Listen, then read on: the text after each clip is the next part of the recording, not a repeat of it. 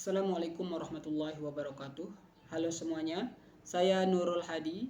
Saat ini saya tengah menjalani pendidikan di Sekolah Pasca Sarjana Universitas Teknologi Sumbawa dengan nomor induk mahasiswa 252015037, program studi Manajemen Inovasi. Hari ini saya akan membahas topik yang cukup menarik, yaitu ketahanan pangan berbasis teknologi dalam perspektif teori pertumbuhan ekonomi.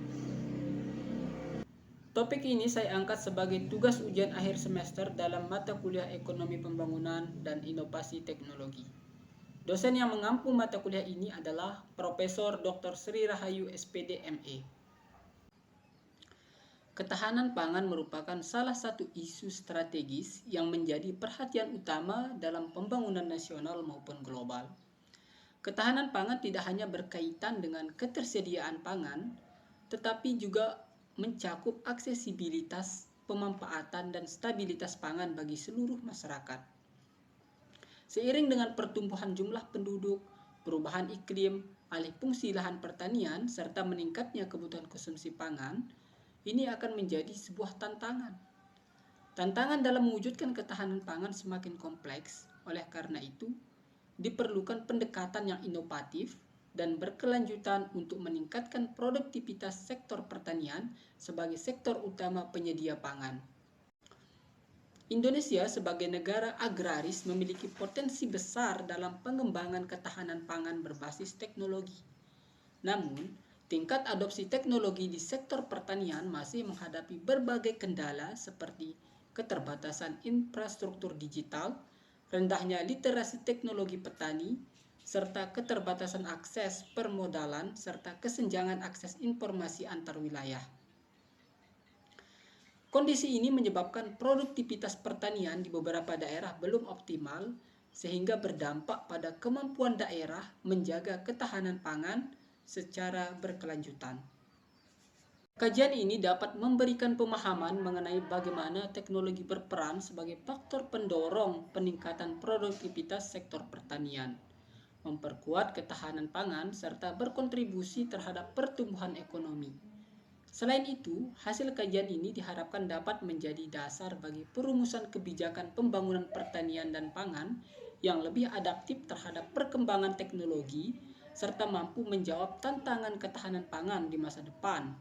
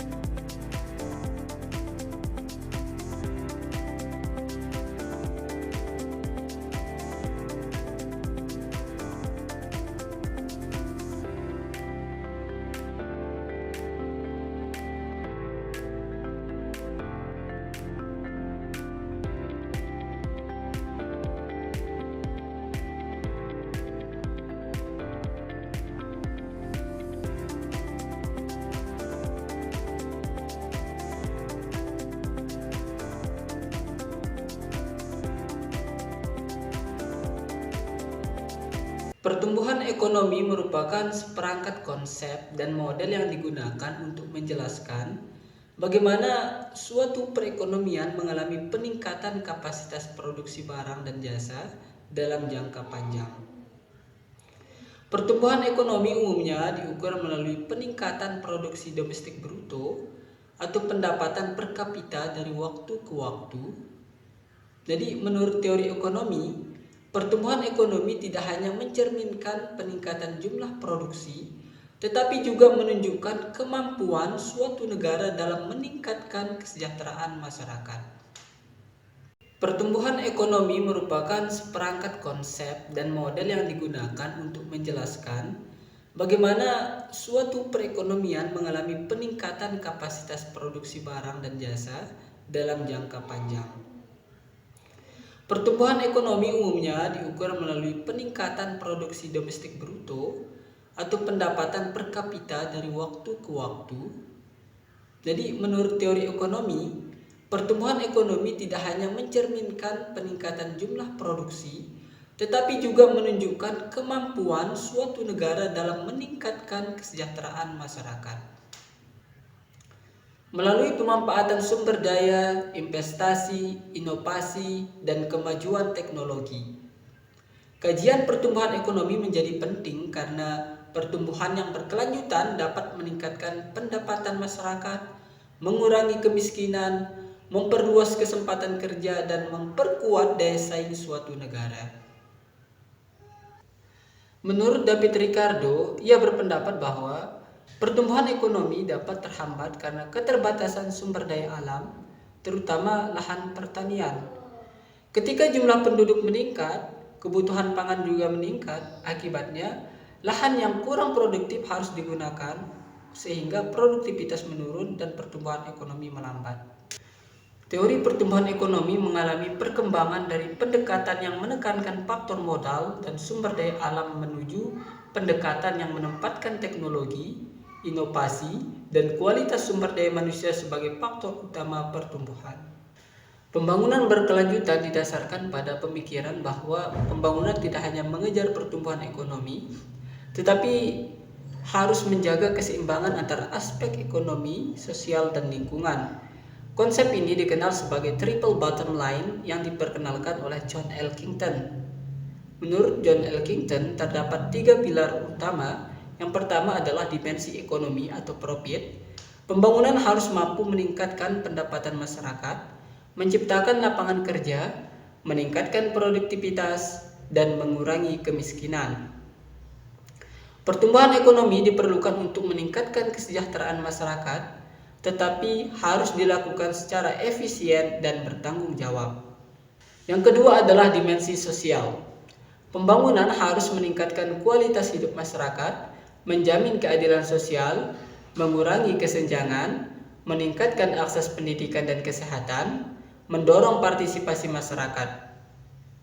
Keberhasilan pembangunan tidak hanya diukur dari pertumbuhan ekonomi, tetapi juga dari peningkatan kesejahteraan sosial. Yang ketiga adalah dimensi lingkungan.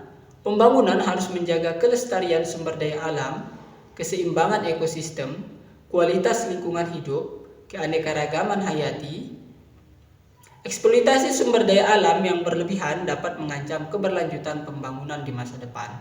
Di Indonesia, ketahanan pangan menjadi isu strategis karena berkaitan langsung dengan kesejahteraan masyarakat, stabilitas ekonomi, dan pembangunan nasional.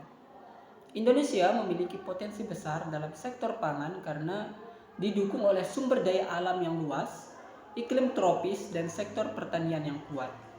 Dalam beberapa tahun terakhir, produksi pangan nasional khususnya beras menunjukkan peningkatan yang signifikan.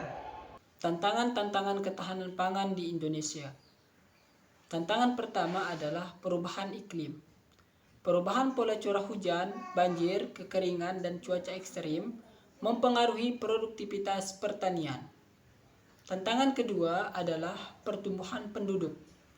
Peningkatan jumlah penduduk menyebabkan kebutuhan pangan terus meningkat setiap tahunnya. Tantangan ketiga adalah alih fungsi lahan.